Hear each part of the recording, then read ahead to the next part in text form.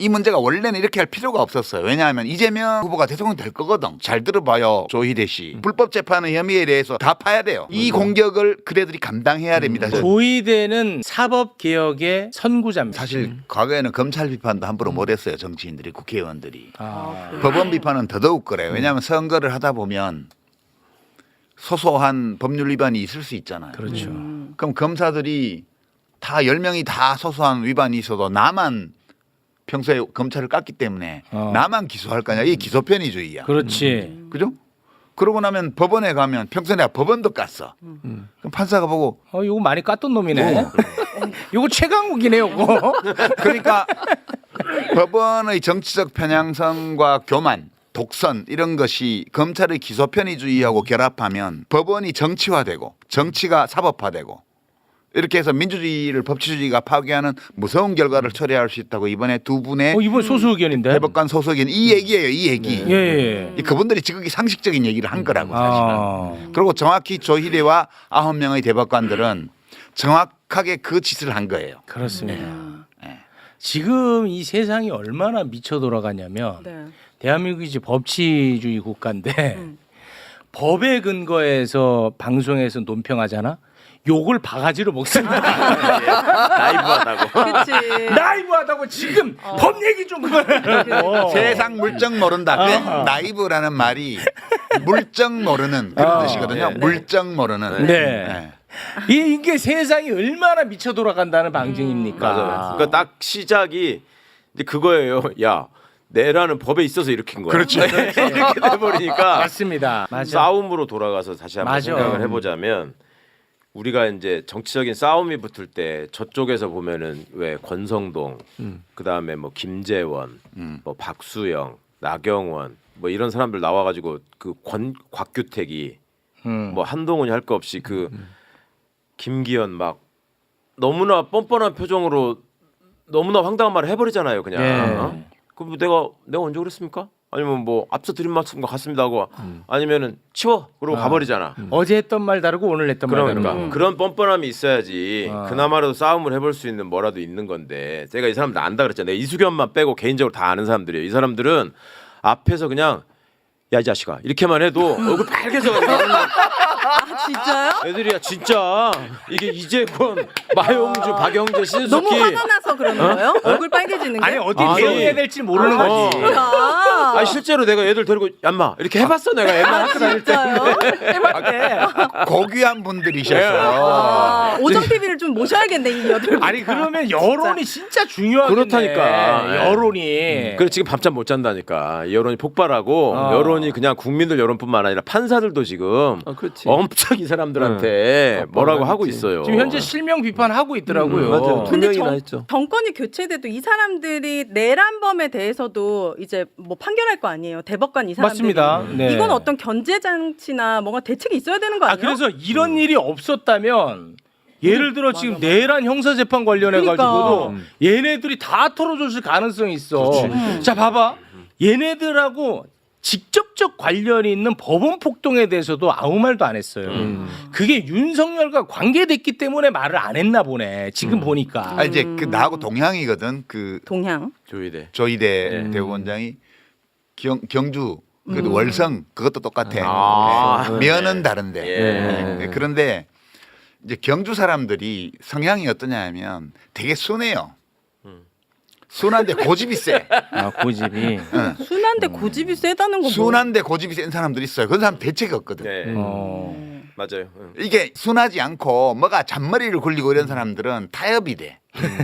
눈치를 살피고. 근데 이렇게 순하고 고집이 센 사람은 그냥 자기 생각대로만 가는 거예요. 이 조희대 대법원장은 지금 자기 일을 저질러 놓고 이게 뭔지를 지금 잘 파악을 못 하고 있을 거야. 아. 그리고 이 문제가 원래는 이렇게 할 필요가 없었어요. 왜냐하면 이재명 후보가 대통령 될 거거든. 그러면 그 헌법 몇 조예요? 84조. 형사소출을 받지 예, 않는 형사소출을 받지 않는다는 이 불소추 특권. 이거 해석이 아직 해석을 대법원이 원래 내놔야 돼요. 이게 이 상황이 벌어지면 우리는 재판을 할 거다 안 할 거다. 근데 안 내놓고 엉뚱하게 이재명 재판을 파기환송하는 걸 했잖아. 네. 원래는 이건 중단하는 거다 이랬으면 이걸 서두를 이유가 한 개도 없어요. 어차피 이재명 후보가 대통령이 될 거기 때문에. 근데 이 지금까지 한 걸로 보면 대통령이 당선이 돼도 재판을 할 것 같아. 하려고 할 것 같아. 그러면 이거는 결국은 권한쟁의 심판 청구해서 헌법재판소로 가야 돼. 네. 그러면 그냥 그렇게 생각하겠지. 지들이 깝깝하면 우리 계속 재판을 하고 헌법재판소로 권한쟁의 신청하겠지. 이렇게 생각하겠지? 아니요. 이게 잘 들어봐요. 그 조희대 씨. 조희대 씨. 잘 들어보세요. 어. 특검 한다니까. 특검? 이번 이 재판 불법 재판에 대해서 어.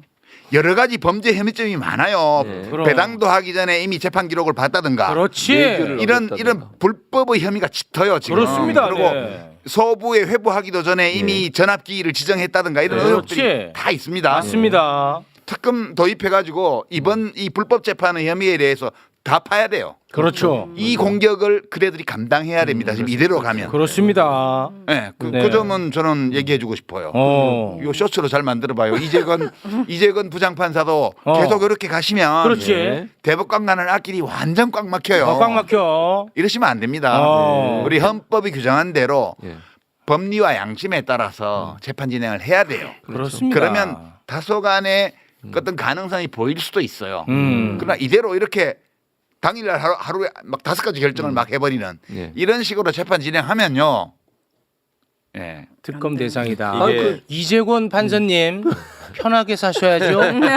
그럼 거기에다- 일부러 권한을 자초할 거예요. 아니, 편하게 본 될 필요는 사셔야죠. 없지. 뿐만 아니라 형사소송법을 지금 개정하려고 그래요. 그러니까 그것도 이 대법원의 이런 태도 때문에 일어난 일이에요. 사실은 그거 하기 상당히 부담스럽잖아. 네. 형사소송법에 대해서 대통령으로 임명된 사람, 그러니까 선출된 사람은 재판을 받지 않는다는 걸 명확하게 쓰는 개정안을 민주당이 지금 추진하고 있어요. 네. 이게 대법원 사태 때문에 이렇게 된 거예요. 만약 그렇습니다. 그게 없었으면 할 수 있겠어요? 맞아. 그러니까 자기들이 이제 그냥 뭐 밟은 거예요. 한마디로 얘기하면. 그러니까 조의대는 사법 개혁의 선구자입니다. 그렇지. 예, 윤석열은 검찰 개혁의 개혁의 선봉자.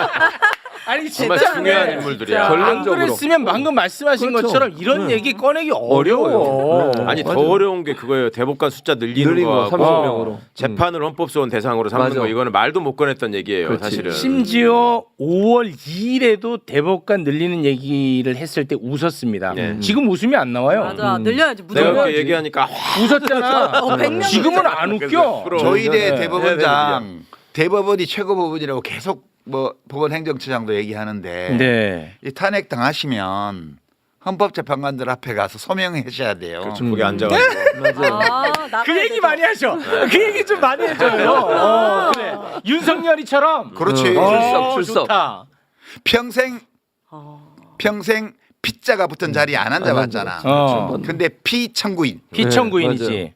예, 맞아요. 피청구인 자리에 앉아가지고 사실 심리도 받고요. 네, 신문을 봤죠. 의견 진술도 해야 되고요. 아 이거 좋다. 한번 해보세요. 인생에 대해서 많은 걸 깨닫게 될 느끼게 거예요. 되죠. 아 사법부 요거는 개혁의 선구자가 되겠네. 진짜, 아니, 진짜 조희대가 역할을 한 겁니다. 네. 네. 정말. 그러면 이런 문제가 생겼을 때 그 자기들보다 모르는 사람한테 얘기라도 듣고 전략을 짜야 될 거 아니에요. 그러면 네. 조희대가 목적 달성을 하려면 그 주변에서 이걸 도와줘야 될 사람이 있을 거 아니야. 네. 아, 그쪽 네. 모여가지고 얘기해주고 전략 짜주고. 조언해 줄 사람. 끼케야 그런 얘기 해줄 사람들 수준이 지금 뭐 얘기되고 있는 김앤장 변호사 뭐 이런 것들하고는 그건 쌈거리도 안 되고 예를 들면 뭐 김기현, 나경원, 권성도 이런 것들이 붙어야 돼요. 막 그렇고 지저분하게 싸우는 것들이. 근데 그거는 또 자기하고 좀 다르다고 생각했던 애들은 한계가. 그러니까 이게 자기 편이 없다니까 지금. 그러니까 이 싸움을 우리가 법원하고, 그러니까 대법원하고 국회가 충돌하는 장면을 처음 봐요. 처음 보는 맞아요. 거예요. 처음. 그래서 이게 좀 당혹스럽고 이해가 잘 안 되는 측면이 있는데 이게 원래 민주주의 상권 분립 시스템에 내장되어 있는 상황이거든요. 아 그렇죠. 한 번도 우리가 못 겪어봤기 때문에 당혹스러운 거예요. 예. 그 당혹스럽고 불안하기로 치면 우리보다 그들이 더 해요. 첫 경험이니까. 예. 네. 그러니까 더 불안하면 지는 거야. 아 좋습니다. 자 그러면 저들이 지금 더 걱정하고 있다고 하니까 당당한 모습으로 계속해서 맞서 싸우기로 하고